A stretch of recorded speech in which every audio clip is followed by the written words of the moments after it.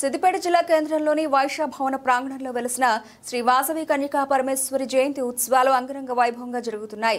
జయంతి ఉత్సవాల్లో భాగంగా మొదటి రోజున భారీ బైక్ ర్యాలీ, లక్ష పుష్పార్చన కార్యక్రమాలు ఘనంగా నిర్వహించారు. శ్రీ వాసవి కన్యకా పరమేశ్వరి ఆలయం వద్ద మొదలైన బైక్ ర్యాలీ మోహినీపుర వెంకటేశ్వర ఆలయం, సంతోషిమాత దేవాలయం మీదుగా కొనసాగి తిరిగి వైశ్య భవనం వద్ద ముగిసింది. ఈ సందర్భంగా సిద్దిపేట వైశ్య భవనం అధ్యక్షులు ఐతా బాలరాజేశం మీడియాతో మాట్లాడారు. వాసవి కన్యకా పరమేశ్వరి దేవాలయంలో చాలా సంవత్సరాలుగా జయంతోత్సవాలు నిర్వహిస్తూ ఉన్నాము.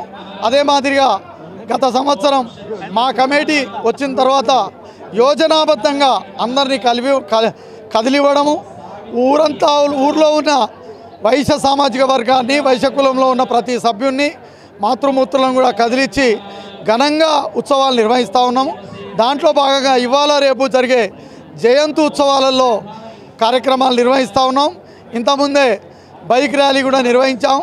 మహిళలతోటి లక్ష పుష్పార్చన కార్యక్రమం జరుగుతూ ఉంది. అదేవిధంగా రేపు సామూహిక కుంకుమార్చనలు, కలశాభిషేకములు అమ్మవారికి నిర్వహించబడతాయి.